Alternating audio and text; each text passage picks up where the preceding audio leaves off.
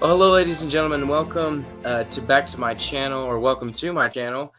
I'm Isaiah Long, and today, if you can't tell, we got a guest on today. This is Young Anglican. You might know him from YouTube. He's got a wonderful channel, great stuff, great uplifting and edifying content. So since he's new on the channel, I'll go ahead and let him introduce himself. So I'm going to do that. Yep. So on YouTube and Instagram, I'm Young Anglican. My name is Joe. I make lots of content talking about Anglican Christianity, doing general apologetics. I've made videos about atheism. I've made videos about Roman Catholicism and why I disagree with it. I've made videos about other traditions and what makes Anglicanism different in general. And then others just explicating like what is the Anglican view on XYZ doctrine. I've recently started a podcast and video series called Anglican Renaissance, where I try to focus on providing historic views from, say, Richard Hooker or Peter Martyr Vermigli or other influential characters in church history, especially in Anglican history, and having conversations with people who present also positions or views from Anglican history. Recently, I had on a friend to talk about Vernon Staley, who's a more recent Anglo-Catholic writer. Right. So if I'm not mistaken, you're part of the ACNA, right? Yep. Okay, cool. So for all those who don't know today, well, all of you don't know, I suppose, but today we're going to be talking about the state of the church in America. It's something that I'm pretty passionate about. I think he's passionate about it too. Over the last century, we've seen a gradual decline in American Christianity, and that's alarming. And so that's what we're going to talk about today. So start with this. How would you diagnose the church in America today? Would you healthy, maybe sick? Like, how would you diagnose the church in America today? I would say underfed. I think what has as a trend or a temptation in American history, with Christianity especially, is to go for the kind of short-term expansion of the church at the expense of long-term stability. I think this happens in a lot of different contexts. For instance, I think lots of churches just practically on the ground level prefer to keep people who are already there rather than to adapt to some kind of way that would actually appeal to potential newcomers. On the other side, I think that there's also a tendency to be theologically shallow or minimalist, which does really attract people to church because they have some amazing experience or preaching. I would say this basically goes back to the Great Awakening in America. But then a generation or two later, when people start to have questions, we find that the kind of structure of the church isn't equipped to keep them. So in one context, I would broadly prescribe this to the main line, where you have, how can we keep people in? Let's not upset them. Let's not let them leave. Let's inculcate a strong identitarian version of Christianity. So people who are in the main line, there are lots of people who are like, I'm Presbyterian or I'm Episcopalian. My family has been this for generations. This is the way we've got to be. And that keeps people in the institution, but it doesn't bring a lot of people in. But then on the other end, there are evangelicals, I would say, is broadly in that second category, who are really focused on bringing people into the church, but doesn't have a good grasp of how to keep them there. Older institutions tend to be very good at what keeps people in these institutions. I think apologetics questions, those answers develop over time as somebody asks a question, and then somebody in the church tradition thinks out, how do we solve or resolve that question?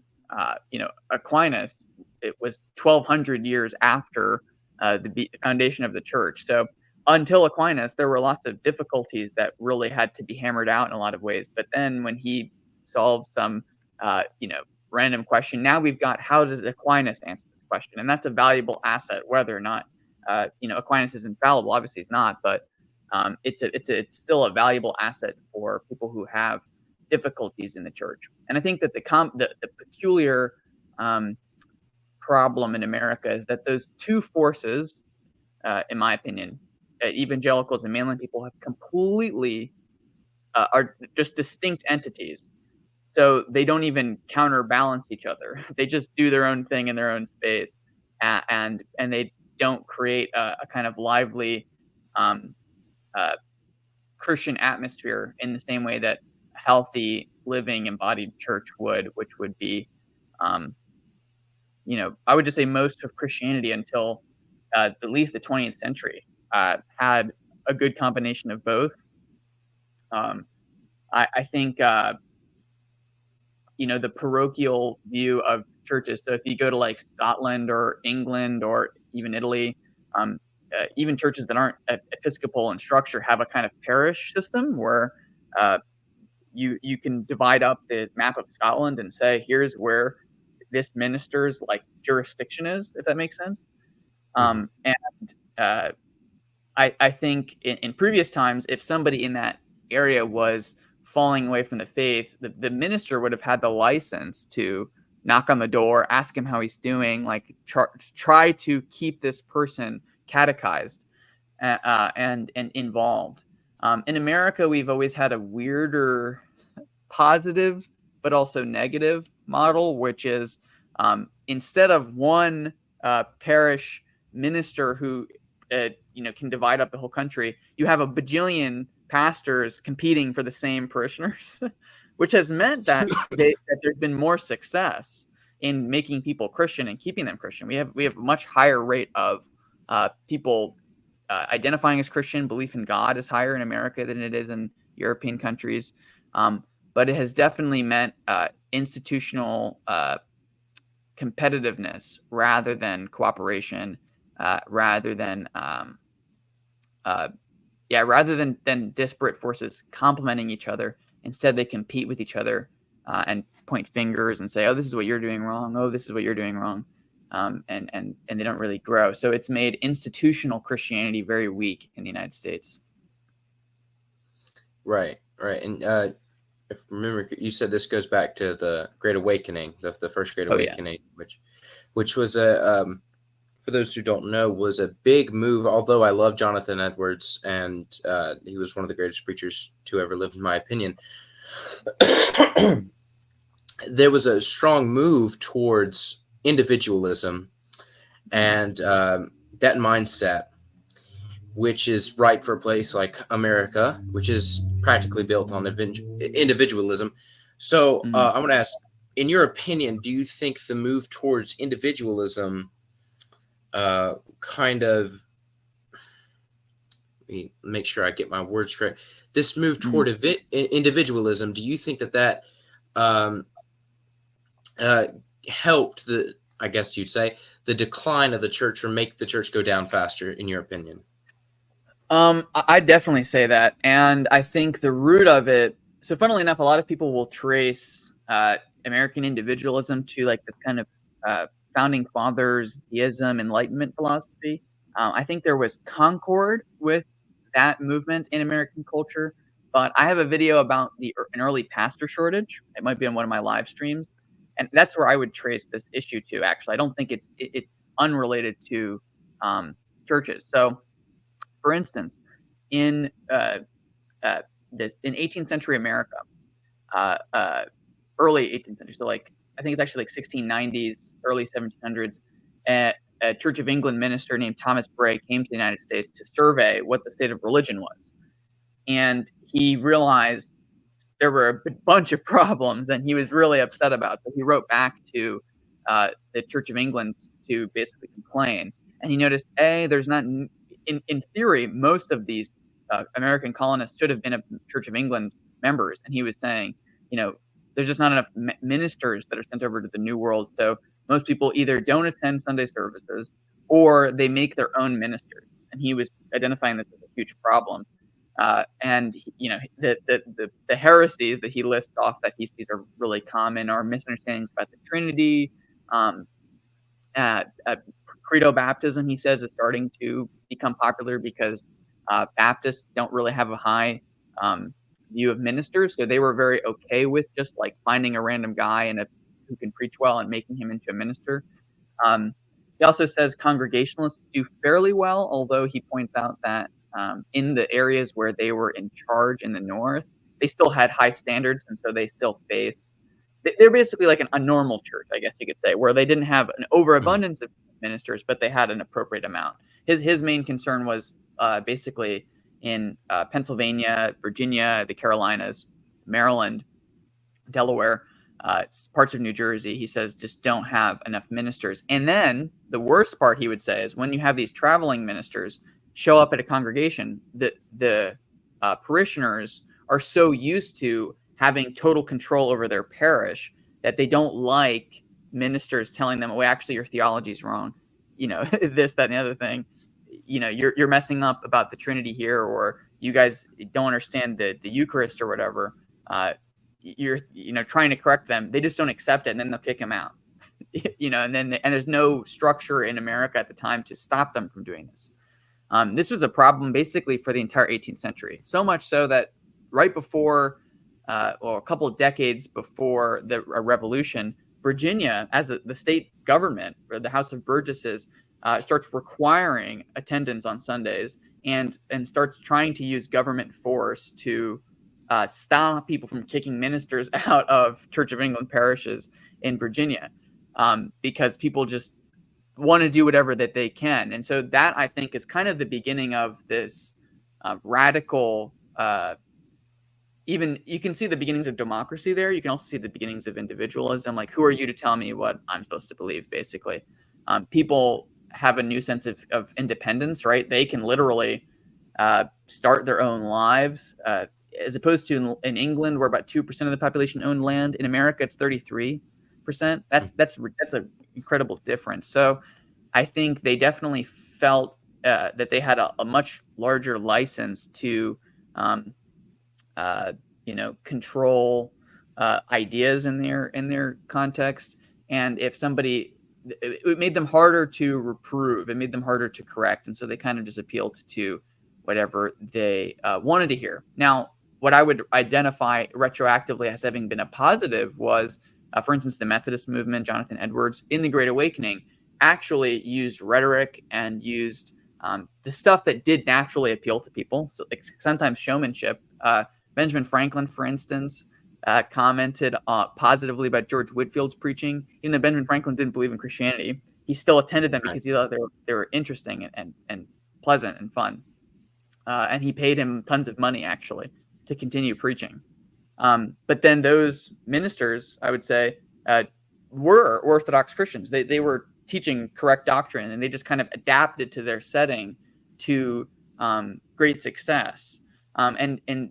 And at that, I would say, twist, it still had this problem of, the way we would probably talk about it now is seeker-sensitive Christianity, where they're trying to appeal to the sentiments of people and then kind of slide.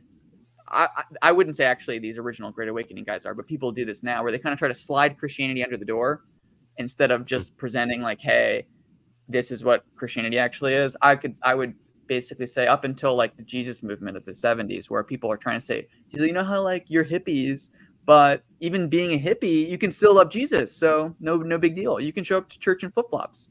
All the stuff that you think is important, don't worry, Jesus thinks it's important too.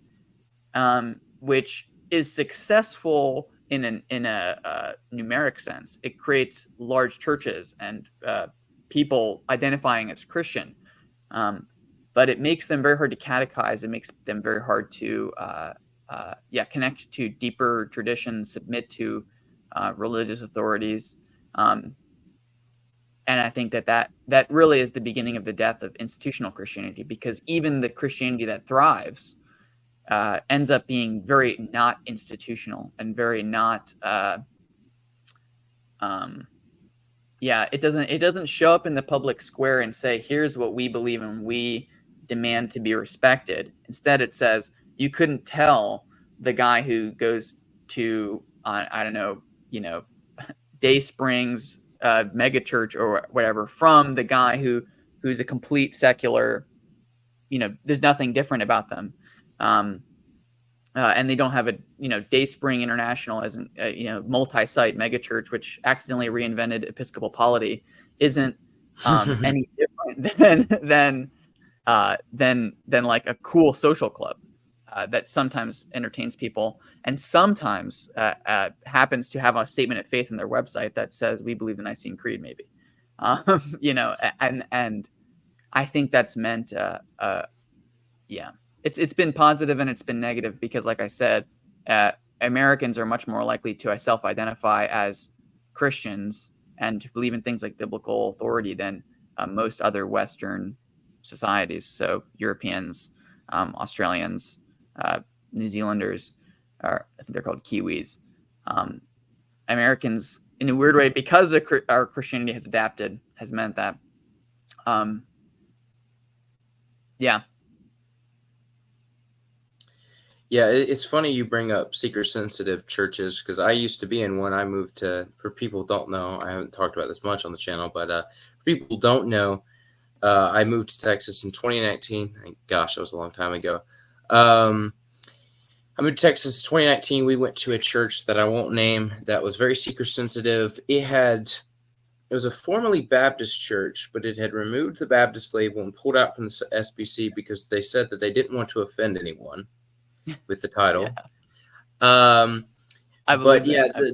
Yeah. The youth area had like there was a basketball court, a volleyball court, video game center, and the worship was a bunch of like Jesus's great dance party, and the sermon was about 10 minutes long, and then everyone went to play basketball, and this was Sundays and Wednesdays. And it did draw a lot of people in, but those same people that would come in are the same people who would be out partying on Friday night. They would be cussing and swearing inside of the church. I remember growing up, I was always put in a suit coming to church, and I rolled up to that church the first day in a suit, and everybody's in shorts and flip-flops. I think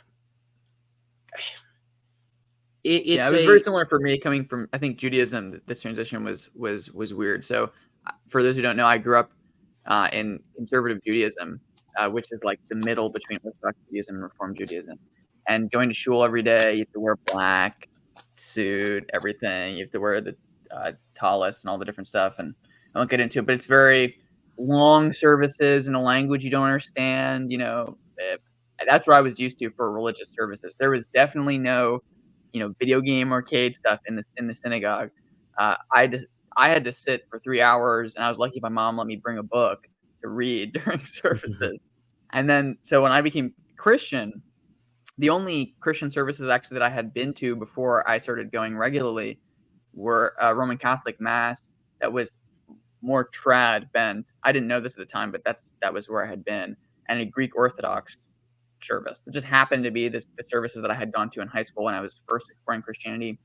And then when I was in college, when I actually became Christian, started going to an evangelical church.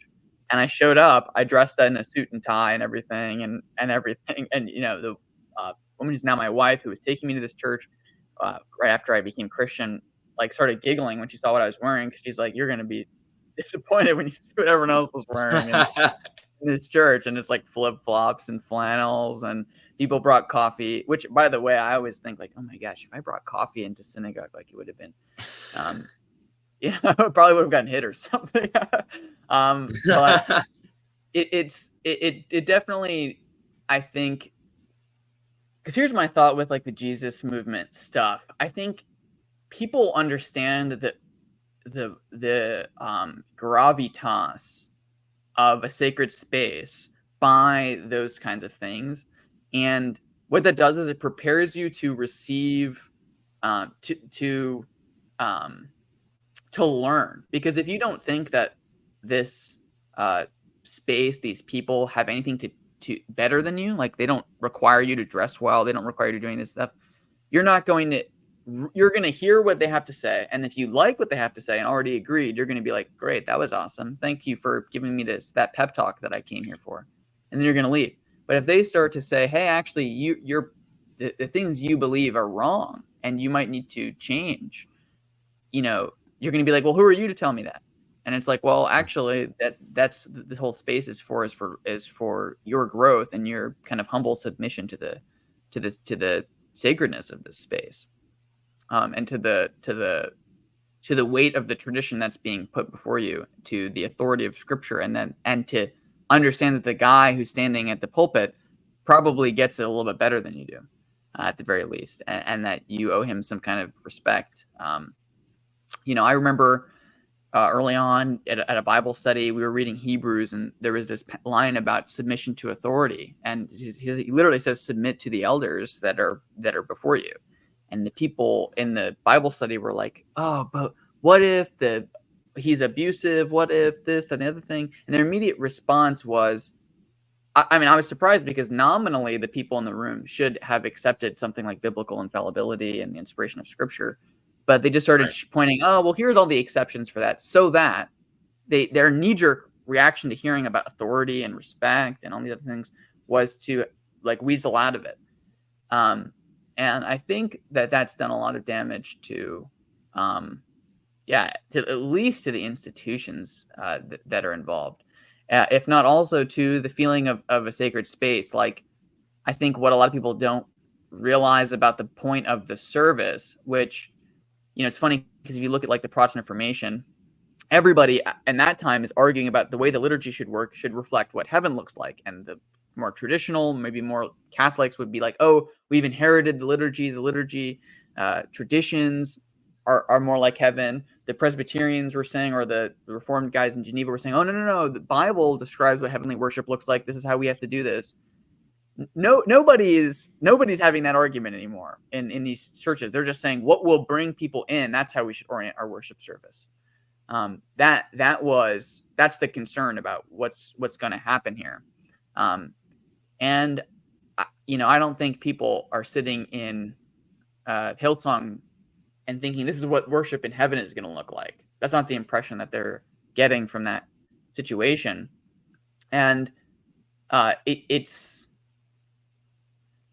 it means that even if somebody identifies as Christian and they subscribe in some vague sense to Christian beliefs in a propositional sense, they don't have a functional respect for the weight of the consequences of the Christian faith in the same way that that most Christians in human history have understood, or most people who believed in a religion at all would have understood themselves as being subject to the authorities of that religious system, and with a social duty to contextualize what they believed into the context. Right? We talk about contextualizing worship, but what we mean by that is making the worship something that people in our society can understand.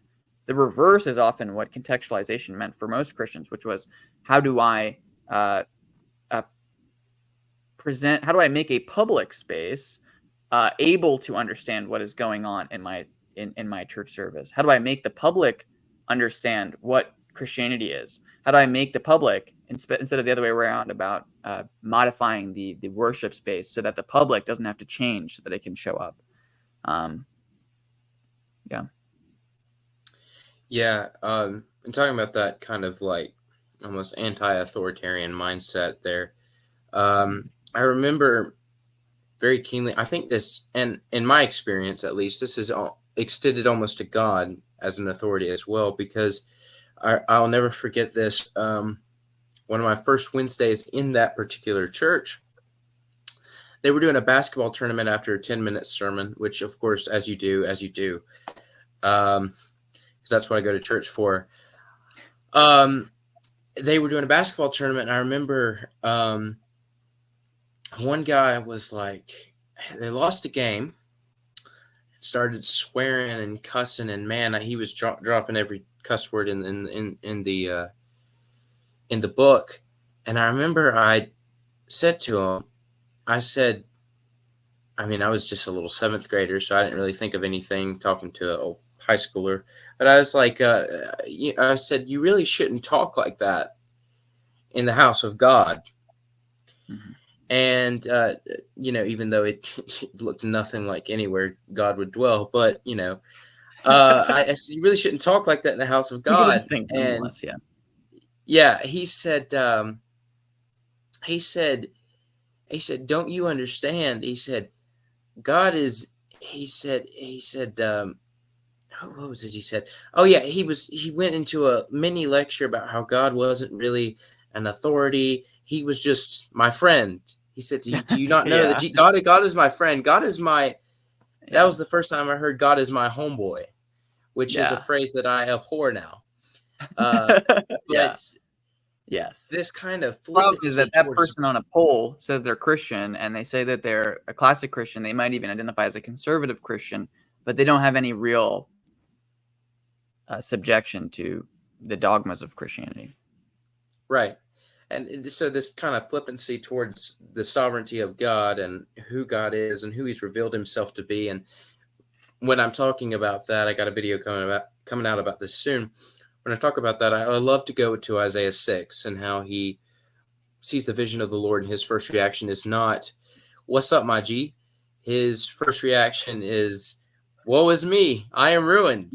Yeah, Not gonna go dab up Jesus. yeah, yeah. So, I, yeah. and I talk to my evangelical friends a lot. I guess I would categorize myself as broadly evangelical. I guess maybe lowercase e. But Mhm. I talk to them, and they say, and I'm like, there is good in the main line that we need to pull from. And there's good here that we need to pull from. And if we really brought our strengths together, we could do something. And I remember, well, theological liberalism, you can't, yeah, that's just so awful. But I tell them, I'm like, look at our churches, right? I went, I did a senior church visiting with my church that I was at. And we went to one. It's funny. We joked about if we would see more Bibles or Starbucks coffee. We saw more Starbucks. Um, we go Yeah, to our churches, and it's clear that we're not even really taking this seriously. A lot of people, I guess, they do in their own personal life, but in a sort of community aspect, we're not taking it as seriously. Uh, we're not revering God like we ought to be. And so there's weaknesses on both sides, that both sides can mend each other's weaknesses. But I want to move now, because I want to talk about theology, and then I want to talk about worship. um Mhm. so because you mentioned Hillsong, and I'd love to get there eventually. Mhm. And Bethel, you better not mess with Bethel because they have angel feathers.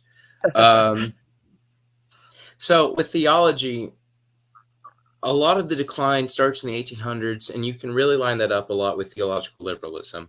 And Schleiermacher, our favorite weird-looking dude, um, and his ideas spreading. So I want to. So I'll start with this question because I want you to talk, be the biggest talker in this video. I don't want to be yapping all the time. Uh, So I want to ask, how has the rise of theological liberalism, in your opinion, shaped the beliefs and practices of modern Christian denominations? If you could touch on that for a minute. Yeah, I would say that theological liberalism. So I identified these two negative instincts in American Christianity, and I do think theological liberalism is a big problem in America. But I would say it was what destroyed European Christianity pretty definitively, single-handedly. What I think it did was it gave a justification to a natural human instinct uh, that that has always been present in the church. So it's not, it's actually not novel for people to downplay the claims of Christianity. Uh, you can look at, for instance, right before again the Great Awakening. You go to even the Church of England that I love, and the history of the Church of England. There were times in the history of the Church of England where there was very dry. Uh, most people didn't take the claims seriously. There was kind of public promoted immorality in a way that the church shouldn't have sat through. I mean, just look at the Middle Ages. A lot of times there were obvious abuses, or people were not taking the claims of Christianity seriously. There were popes who had mistresses. That's a natural human instinct because we're fallen, and because of I would say that's total depravity right there. Boom. And the vestiges of sin, even after regeneration, do that all the time. What theological liberalism did was it made it so that somebody could, in theory, be intellectually honest and do that. Or so they could research, they could read all the books they wanted to read, they could tell you, oh, actually, here's how we can doubt the authority of that Bible, that gospel. Oh, look, the Gospel of John was maybe written later than the other gospels, so how do we know it's authoritative? The funny thing, actually, too, is that if you look at specifically 19th century liberal scholarship, most of the suppositions that they assumed have been debunked by current critical scholarship. So It's not like they were founding originally their claims on some very solid ground of scientific rhetoric or of archaeological data. The instinct was there. They were reaching for whatever data they could find and to use to justify their positions. And then they found it, they grabbed onto it, and it was legitimized. I think it also is tempting. Maybe I don't know how much I do or don't want to get into my whole legal theory on these issues, but I do think that there is always what we might call antinomian tendency in humanity. We don't, nomos being law, right? Anti-law tendency. We don't want to follow rules and laws, and especially as the state, the secular state, has begun to encroach on society as the lawmaker in a way that the church actually used to be in every society, Protestant, Catholic, Orthodox, whatever. The church did make rules. There were ecclesiastical courts in almost every country that enforced rules that now the state governs, like divorce or remarriage or adultery or other things. The fact that Christians excommunicate people or used to excommunicate people for public grievous sins, that's a judgment, that's a law, that's a legal declaration that's being made on a community. The parish priest or parish pastor would have had a kind of civic role in his society. All that stuff, including, and you can see the diminishment of other institutions, not just the church, as the state arises as a competitor. So the kind of growth first of the nation state in the 19th century, and nationalism starts to supplant the church. You can see that actually a lot of the early liberal Christian movements would be very different to what we would associate with liberal Christianity today. They would have been very nationalistic. They would have been very eugenicistic. They would have really supported eugenics. They would have really supported other things that at the time were considered, novel, progressive ideas that now are antithetical to progressive ideas. But really what that was the, progress of the institutions in society that actually had power, and the church just bended to those institutions because it had already been weakened and replaced. So if today, there's an orphan in a society, which unfortunately happens, most of the children in the American orphan system will go through a state-functioned orphanage. This was not the case for most of American history. It was mostly churches and other charities that used to take care of these things. If you have a Hispanic friend whose last name is Iglesias, that last name comes from people who were adopted by the church. That means literally church child, or church is what that last name means. So that orphan was taken care of by the church, so much so that their whole identity was wrapped up in the church. And then forever after, that's one of the more popular last names in Spanish-speaking countries. This was just a function in society that the church used to provide, and it's been replaced. And so the church really has two options, which is to accept that and try to find a new spot in that world, admitting that those things have been taken from them. And I think actually both mainline and evangelicals do this. Evangelicals do this by not really caring about the institutions and those kinds of things. Like, there's not as much charity work, or there is no, don't get me wrong, but it's not as much of a focus as it is in the mainline for sure. But then the mainline also gives up that teaching role. They allow the state and the society to do the teaching, and then they kind of piggyback on that and say everything that they're doing is great. Let us do this other work we think is important. I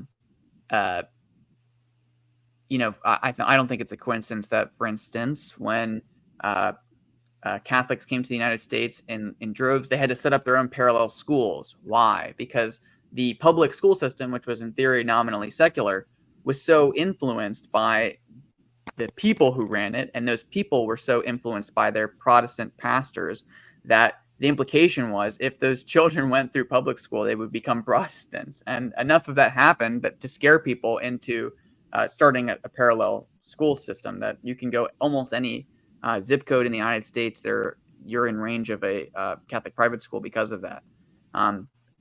So I think we're in a tough spot. I think, we're in a tough spot. Do you think the conservative, I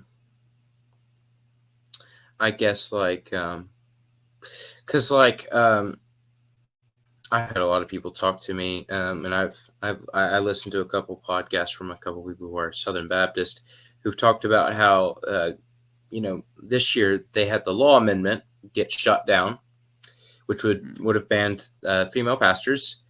Mm-hmm.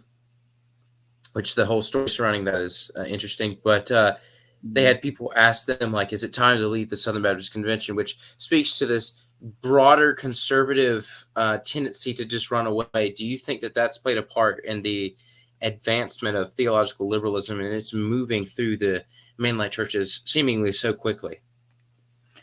Yeah, I do. I also think, so when we talk about, for the most part, my conviction is that the titles, the ascriptions we use of conservative and liberal, for most people who aren't, I would just say for most people, are temperamental. Some people are high in trait openness, and you can find somebody, make them take a test, test them for trait openness, or also low trait conscientiousness, and you can predict their political views from that. You can also do the same thing the reverse with high trait conscientiousness, and then you can tell that they're more likely to be conservative. Low openness, all those kinds of things. That low in trait openness is going to make you more likely to have a problem with fellowshipping with people you disagree with. That's just a personality quirk flaw problem. The next thing I would point out, though, is that people tend to say, oh, that's someone's personality trait. They can't help it. That's their personality. Well, you can definitely you can use these same metrics and go to different countries where most people in that country basically just rate the same on all the personality traits in that culture. Because of the way that we live in the Western society, we don't culturally inoculate people in the same way that humans have done for thousands of years. We kind of, we pride ourselves in letting people be themselves, which really just means kind of following down a train of a delusional self-identification after another until you become a unique snowflake of a person who you made up by accident, and then feel obliged to fulfill. So I don't think that it's impossible either to correct this instinct. What I would say has historically happened in these other, because again, like I said, laxity, these other kinds of problems have always been in the church. People wanting not to take the claims of Christianity as seriously as we might have to. What used to happen is people in high trait conscientiousness are also likely to ascend hierarchies faster. So whereas in, say, the medieval Catholic Church, there was lots of lay corruption, middle of the ground corruption, and top of the bureaucracy corruption. There were people who at the very top were very concerned about doctrine and dogma and maintaining those kinds of things, so that even though I always think it's funny, like reading Vermigli, he's arguing with a guy named Albert Pygius. Albert Pygius denies original sin. He was a Roman Catholic apologist at the time, but he denied original sin as a doctrine. And he's at the Council of Trent. But the Council of Trent is run by and administered by people who do really care about doctrine and are theological conservatives, and they don't allow these deviations once it gets to the top, let's say. And I would say the same thing is true about all the other reformational document statements. Basically, there's a lot of deviation on the ground. You can find lots of kind of heretical people that are circulating in all of these different circles at the time. But say like the formulation of the Book of Concord, you get guys who say like, the image of God is totally obliterated in humanity by sin. You get guys who, I'm forgetting all the different names of the heretics, but they have to work through these things. And when you get the Book of Concord at the end of that process, it's a mostly sticking to a lot of the Catholic consensus on issues like original sin, scholastic terminology, all those kinds of things by the end, because the process went all the way up at the top. The people at the top tend to be the most conservative, conscientious, high in trait conscientiousness, which means good at their job, basically. And that's the difference. What I would say has happened, and this is my total, harebrained theory, is in the last 100 years, people in high trait conscientiousness have not sought careers in church anymore.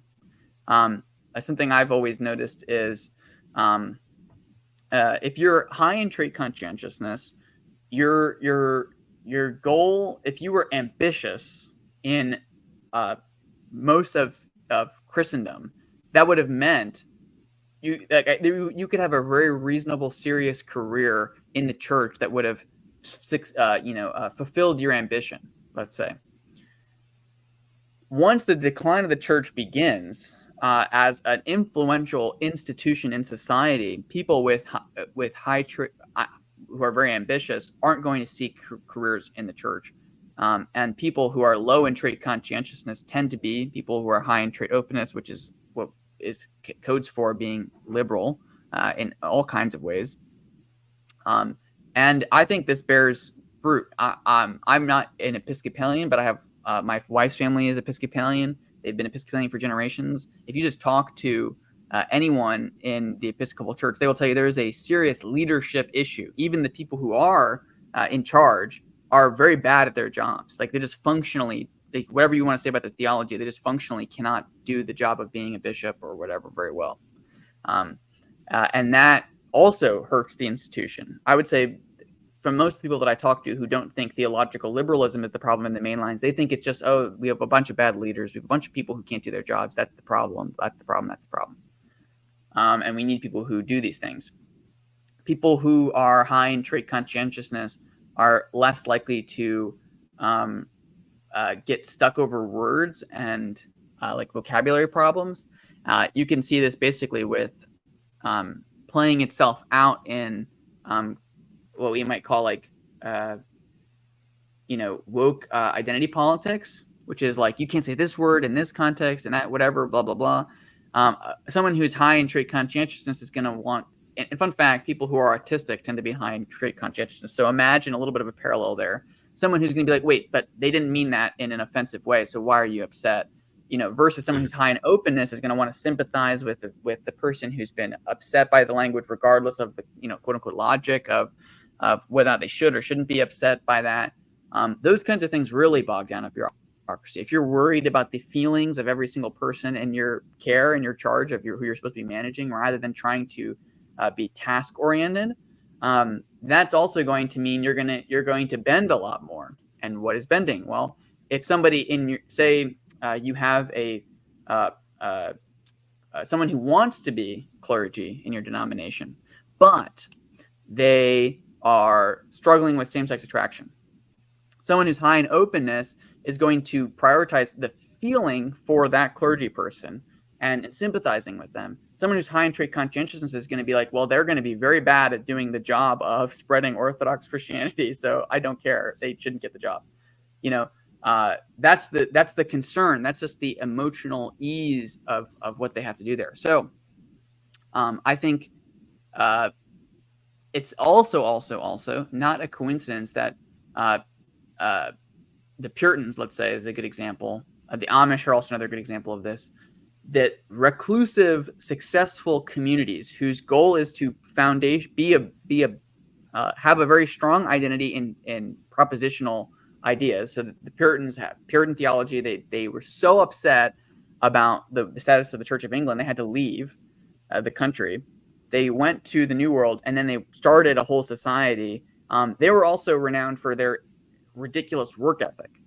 Why? Well, people who care a lot about nitty-gritty theology, who care about all these things, who are very theologically conservative, you might say, are already going to be high in trait conscientiousness. Trait conscientiousness correlates with work ethic, all those kinds of things. Boom. And so then they create a society that's culture is built around this, basically around trait conscientiousness. And which makes them very conservative, and it also makes them very successful.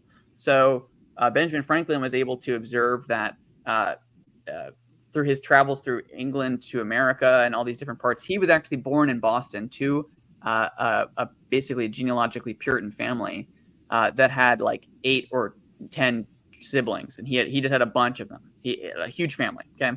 And he would notice that was pretty common throughout all of even New England, which definitely isn't the case today, but all of America. Just huge families. They have tons of kids, whatever. They have they're very focused on how they're going to make money and how they're going to provide for their family members. And they're not, he would have put it as they didn't care as much about artificial status. They cared about legitimate, practical, like, how am I doing compared to my neighbors? Versus in England, he would say that they had like 3 or 4 children families. And he noticed that in 20 years, the population of the United States, or what would have become the United States, doubled. Compared to in England, it was like trickle. So much so that by 1800, he actually made predictions on how many people would be in the censuses that eventually got taken. And he was pretty much correct. And in 1800, the population of the United States surpassed England basically just by birth rate, which is crazy if you think about it, because like how many people left England to start this colony, and now it has more people. Something was going on there. So all of this to say, I do think it has to do with leaving. I do think it has to do with this, but there's a deeper solution to this, which is, I think personally, if this makes any sense, high trait conscientiousness. We have to be hardworking people. We have to be people who are willing to basically be task-oriented rather than comfort-oriented, which is an instinct of people who are low in openness.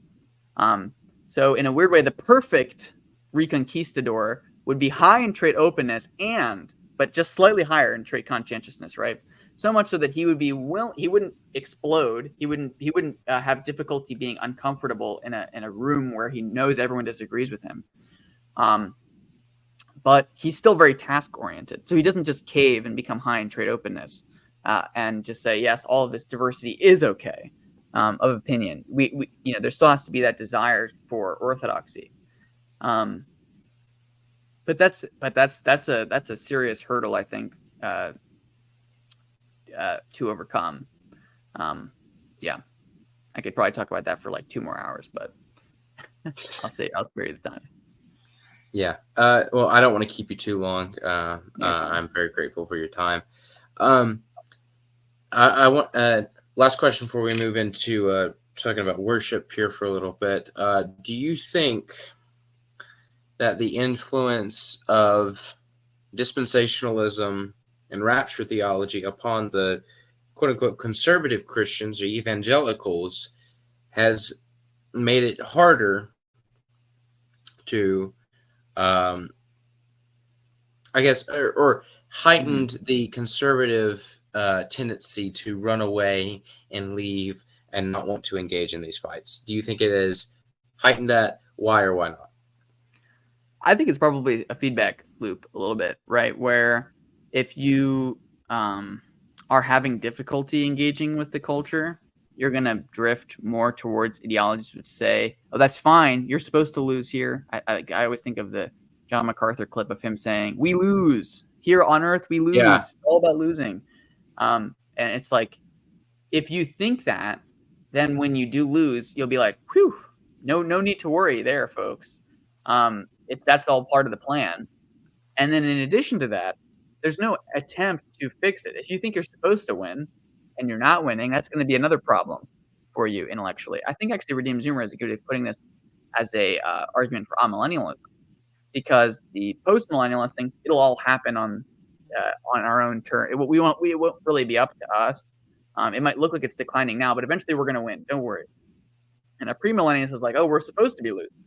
An amillennialist knows that it's more complicated than that, and that like Christendom is here now, so we should be working on it. The kingdom of God is here. It's not like waiting for another future time. So, kind of get to work is kind of the way that an amillennial would react.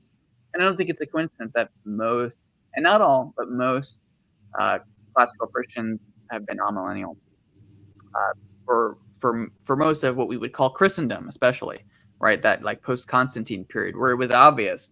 Just think about it. Like if Christians aren't supposed to win, and you're looking back on, the past 300 years, say you're a 5th or 6th century Christian, it looks like we're supposed to win on earth because we've just been winning basically for the past couple hundred years, and it's been constant progress of our kingdom expanding and social acceptance, and then literally recognition from the government and then government support. And I think it's telling that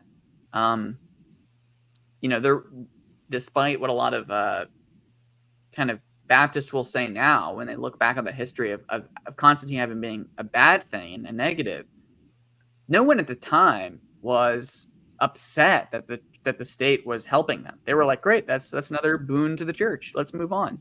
Let's go. No more persecution. Yeah. They weren't like, oh no, aren't we supposed to be being persecuted for the next, like, we should stop. We should tell Constantine to re-persecute us.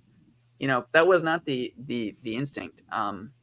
It was just a positive that they were accepted by society and promoted, and that the emperor would finally be on their side. So I do think,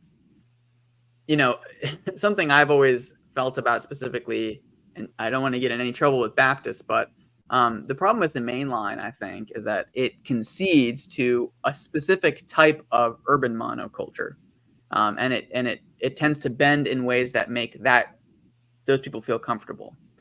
I do think if you really examine the history of Baptists, especially in America, Baptist theology was kind of handmade for like a specific type of American mindset. And I would point out to the letter to the Danbury Baptist, Thomas Jefferson basically said this at the American Revolution. He says he cut pages out of his Bible because he didn't like them. And he wrote, and he said that he thought the Baptist model of Christianity was the best suited for America. Okay. And I don't think it's a coincidence that Baptists start to grow after the American Revolution in like huge numbers. And so I don't think that America created Baptist theology. Obviously, Baptist theology precedes America, but the synergy there kind of goes back and forth and makes this make sense. And so the same thing I would say is true about stuff like dispensationalism, where it is, it's like music to our ears, and then because it's music to our ears, it becomes popular. Popular ideas then feed back into, and they have a kind of self-fulfilling prophecy effect. Yeah. Yeah. I appreciate you mentioning that analogy for amillennialism. As an amillennial myself, I appreciate that. I've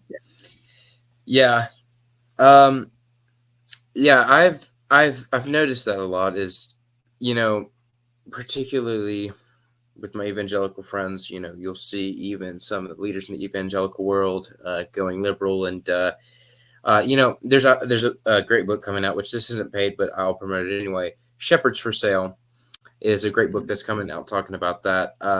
Liberalism even infiltrating our conservative evangelical circles. But and I've talked to my evangelical friends about this, and a lot of their response is that, well, it's okay because we're going to lose anyway. That John MacArthur thing where he just says, "Oh, you're post-millennial. You thought we were going to go waltzing into the kingdom? No, we got to like suffer and die or something first." Yeah.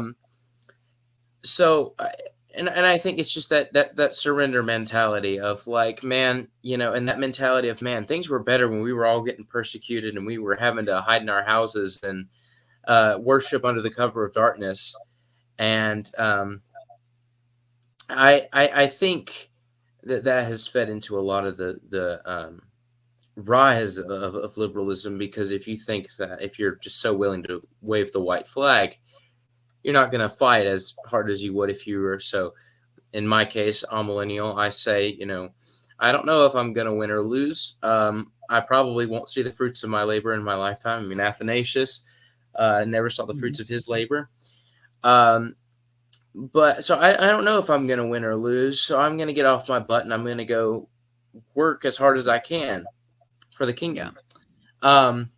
Yeah. If you don't mind, I don't think it's coincidence that, for instance, the Church of England lasted a lot longer on a lot of these issues of theological liberalism than, say, the Episcopal Church did or the Church in Canada. They're both, all three of them are Anglican in heritage, but the Church of England was the state church. So lots of people had a motivation to be in it, to stay and not to leave when things got bad. The only break, if I'm not mistaken, was the Free Church of England, which split off over Anglo-Catholicism. They were mad about that in like the 19th century, so they wanted a more reformed Church of England. But that's still pretty small, if I'm not mistaken, to this day. They are theologically conservative, though. But because there wasn't the break-off, they lasted a lot longer. I don't think there were female bishops in the Church of England until the 21st century. So, and then gay marriage is technically like still a battleground in the Church of England, which it certainly isn't in the Episcopal Church. So I do think I think the proof is in the pudding. When there's an incentive to stay, these institutions certainly hold out longer, at least, even if they do eventually start to struggle. Yeah, and I think, of course, the SBC Southern Baptist Convention has fallen back into struggling with liberalism now. But again, because history repeats itself. But I think it was the incentive to stay in the 70s and the incentive to do the conservative resurgence that happened, I think was, a lot of like what you said. But I think, in my opinion, I think a congregationalist structure also makes it easier. I think congregationalism and an Episcopal structure, even though they're polar opposites, can have a similar effect, because congregationalism is a system that is really easy to take and to retake. And so the incentive was like, well, why leave when I can just get somebody elected president of the Southern Baptist Convention and he can do everything. And then in the Episcopal structure, it's really hard for them to break in, because, if you have somebody at the top saying, no, I'm not going to do that. And it happened in one church in Europe. I can't remember what Lutheran. Latvia. Yeah, they just got a conservative archbishop. He said, I'm not going to be down with this, and that was it.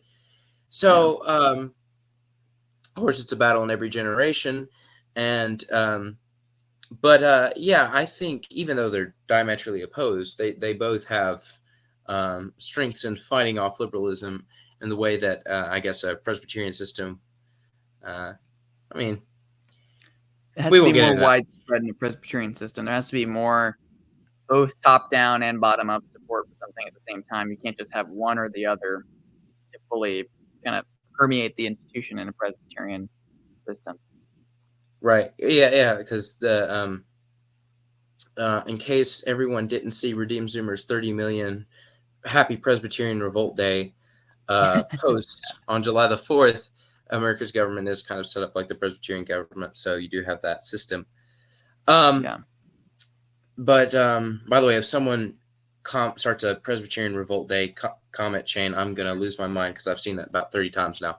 Now, I mean, we could talk about. I mean, an interesting fun fact too is the first time the American system of a three structured, well, it's kind of different, but the English Civil War, when the Presbyterians and the Puritans beat the Anglicans and they set up their own government under Cromwell, they do that. They have the three tiered system, and they intentionally modeled it after the Presbyterian form of government, but then for the civil government.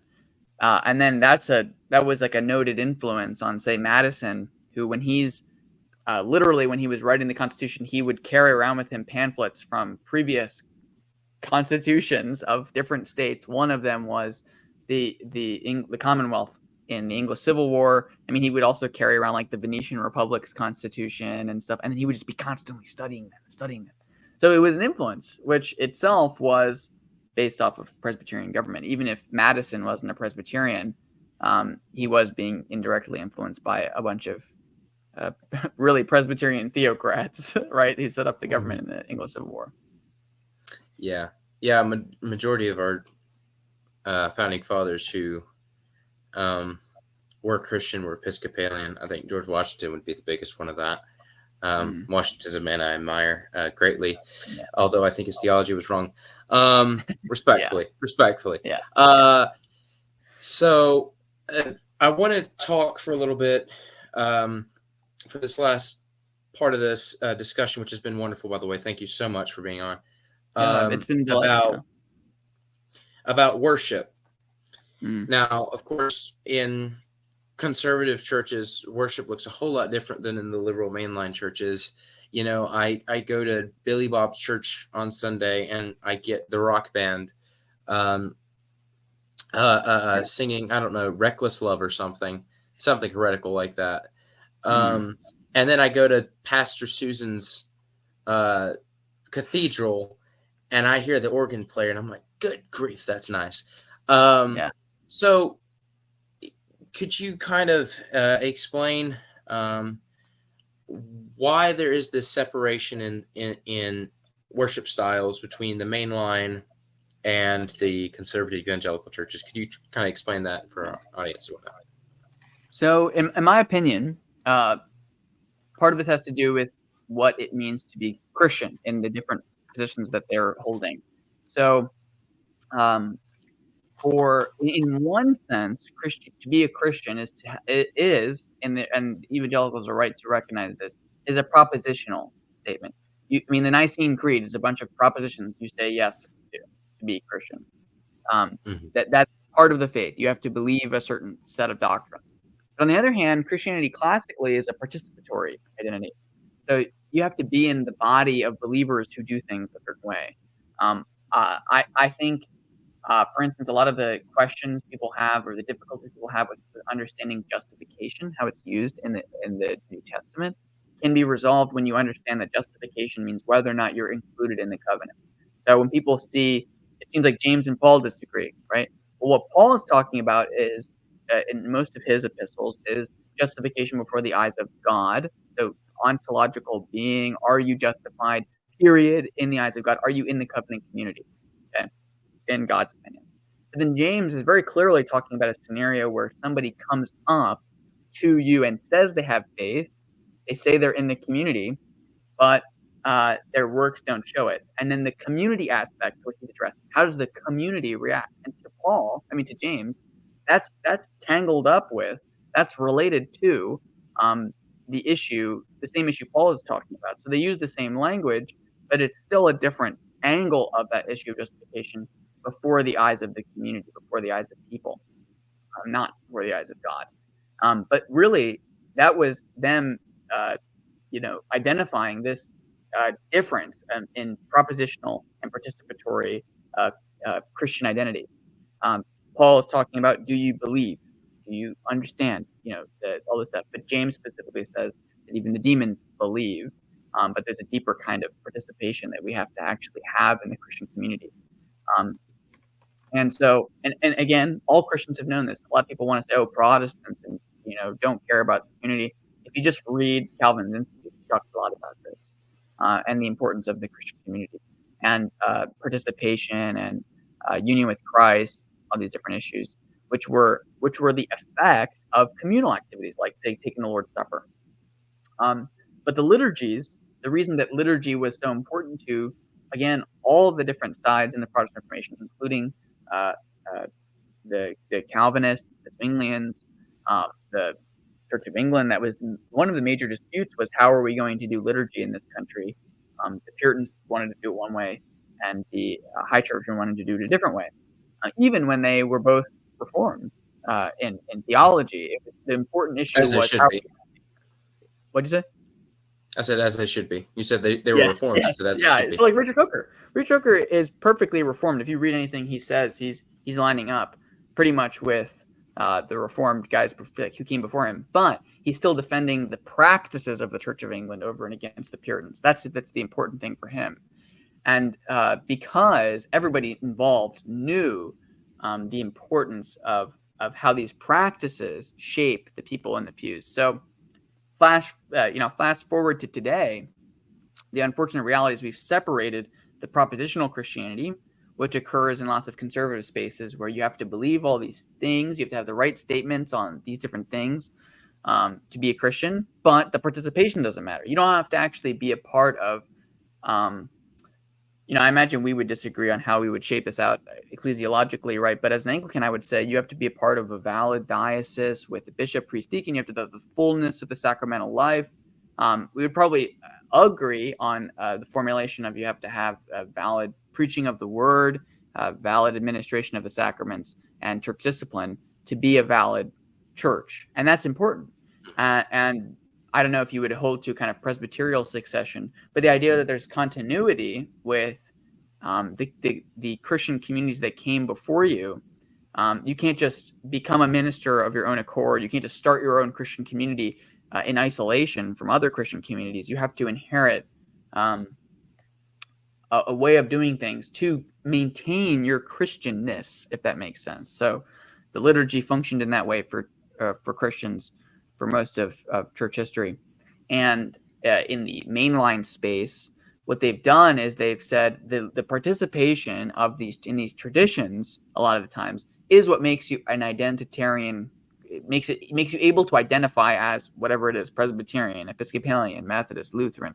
The same thing happens in a lot of Roman Catholic churches in America, where the liturgy is maintained, but the people in the pews, 75% of them don't believe in transubstantiation. They don't think they believe in sola fide or something like that, right? They don't understand the distinctions. They don't hold the propositional faith. They just hold the participation. They just participate in the institution. When that would have been antithetical to most Christians, again, before 200 years ago, that you could pick one. You could do just one of those things and still be considered a proper Christian in any right way. And I do think this comes back to theology. I think the tendency in kind of the predecessors of evangelical Christianity, like Baptists, or if you want to look at like the disciples of Christ, think about anytime someone says, normatively, baptism is required for salvation. Someone says, oh, but what about the thief on the cross? Oh, what about this hypothetical scenario? What about this hypothetical scenario? Their attempt is to break down to the bare minimum of what would have to be done to be saved, right? Rather than what would the fully lived out Christian life look like, and I'm going to strive for that. And the fully lived out Christian life with full faith would be, obviously, everyone would agree, being baptized. It would obviously be a regular participation in the sacraments. But instead, there's an obsession with the kind of minimalistic Christianity because that's the propositional instinct, right? The propositional instinct is what has to be believed to be correct, right? And if you disagree, you are wrong. Versus a participatory mindset is aimed at setting the northern boundary, you might say. What are we striving towards? Propositional statements kind of cut off the bottom half, like you can't be lower than this. And then participation gives you something to strive for. And in mainline churches, the bottom falls out. They don't have the propositional boundary. But in evangelical churches, the top is gone. And so you just get people kind of hovering at this propositional faith that they subscribe to. That's where, in my opinion, it starts to make sense why you get this kind of easy believism. You get kind of once saved, always saved, in a very dishonest way to say, like the Calvinist doctrine of perseverance of the saints. You just get this idea, like you cross a boundary line. You get your big moment in your life. You have a kind of a second birth moment. That's the important part of a Christian life. And you cross this threshold, and now you're Christian, and that's important. Now you can just go do whatever you want again, which is not, it's not classical Christianity at all. And the church has suffered for that kind of separation into those two separate spaces of those, of propositional and participatory Christianity. Yeah, I think with evangelicals, I think, like you said, the propositional thing, and minimalizing theology and just making it, man, it's just about you and your personal relationship with Jesus Christ, and nothing else really matters. Just me and my Bible and my own personal interpretation. And who were the church fathers again? Don't care. That kind of attitude, I feel like has done such a disservice to the church, and it did a disservice to me in my own personal life, because of the church I grew up in. You have people who say they love Jesus, and I don't doubt that they do. But then when you have someone like me who it wasn't that easy for me. I had to be convinced of Christianity intellectually. And I'm an intellectual person. That's what I needed. And so when I come with these questions, I don't get an answer. I get, that's an interesting question. Just believe the Bible. Yeah. And that's what you end up getting. And I think that's why you see a lot of the evangelicals, these people who they just walk away because they're like, man, they didn't have any answers. And so we've taken Christianity from the intellectual religion that it was into just, you've stripped that all away and made it an easy attack for the left and for the atheist and all the secularists. Wherein the mainline church, there was one website of one church I saw that's like, it's the church where you don't even need to believe in God. It's just kind of whatever, because the faith is ultimately in humanity. I think that kind of failed. That kind of started failing after World War I, where we kind of lose faith in humanity. We're not going to reach that utopia. And then with the evangelical, it's like, there was a poll taken recently that said most majority of evangelicals don't even believe Jesus is God. So there are, on both sides, you fall into deep chasms of just error, because the two complement. When you bring conservative in traditional style and conservative and conservative in Christianity, when you bring them together, they complete each other. The resources and the passion for Jesus, you bring that together, they complete each other. But when you separate them and put them apart, both fall into terrible pitfalls. The evangelical doesn't have the resources to defend his faith, and the mainliner doesn't have a passion for Christ. They have an institution that tells them that ultimately the Bible is just there to inspire us to do social justice. So the problem is that the people who want to give answers don't have them, and the people who do have the answers don't want to give them. Right. So like the mainline library that has all of the hundreds of years of apologetics from, say Princeton's a great example. Lots of Princeton theologians were amazing at apologetics in the 19th century, but the people who go to Princeton now for theology aren't giving answers to public intellectual critiques of Christianity. Instead, it's like pop evangelicals who don't have that background, they don't have those resources, who are trying their best to meet the culture, meet people where they have these questions and answers, but they just don't have the resources to give those classical, studied answers. I think that's the advantage that, say, Roman Catholicism has in rhetoric right now, or Eastern Orthodoxy has, where they're still connected to their institutions, they're still connected to their um, traditions and their old answers that they can provide for people who kind of come to them with questions about why do you do things the way you do? Well, here's why we do this because, um, say they're Eastern Orthodox, like Gregory Palamas wrote this at this time, and they know that's why they care about this access energy distinction so much. Let's say versus lots of Protestants when they hear, or I hesitate to even use the word Protestant, but there's some very, very like non-denominational evangelical Christians who, when all they hear is, um, "Oh, what about these Bible contradictions?"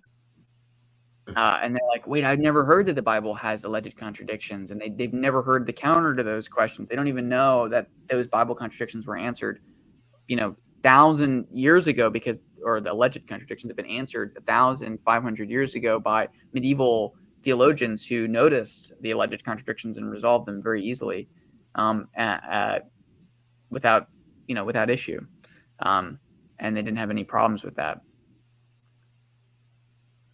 Yeah, I think so. Like I said, growing up in an evangelical context myself, I didn't start getting answers until I was a freshman in high school, and I had a Bible teacher, an Anglican Bible teacher from the ACNA. So I have a bit of I am indebted to your denomination, named Father Foster.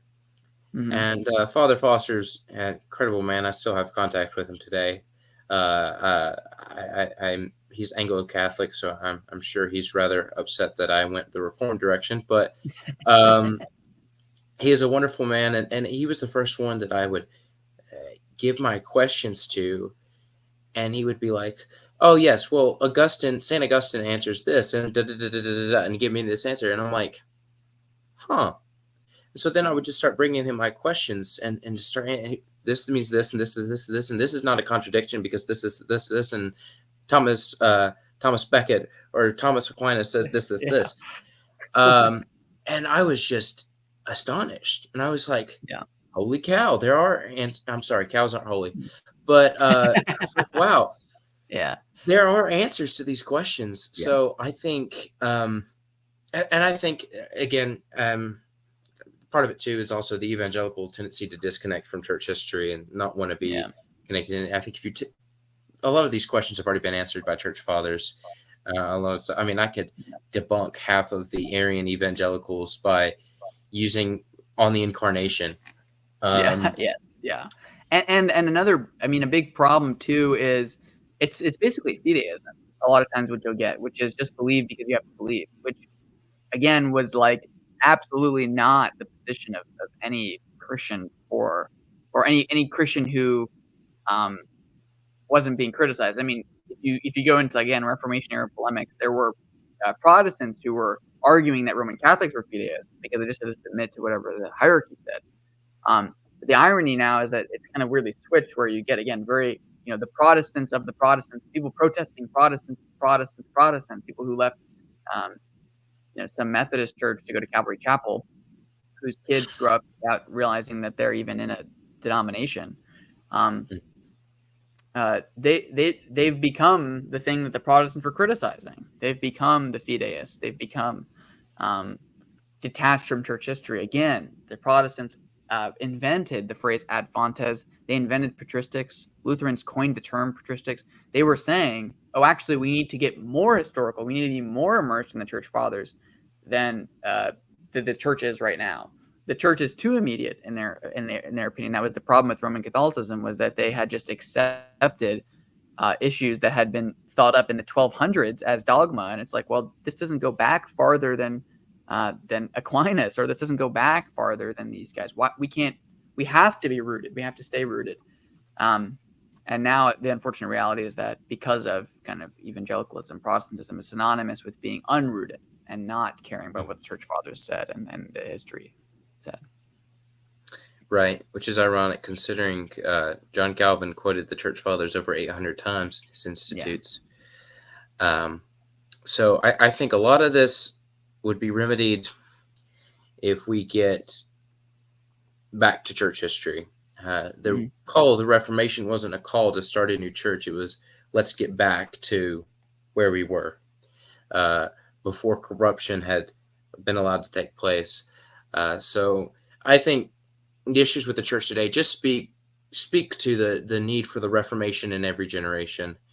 And our parents and our grandparents' generation have, I think it's okay for me to say now, have not done the best job, and have just kind of let this come in, either, for lack of a better term, ignorant of what was going on, or just not willing to stand up to it.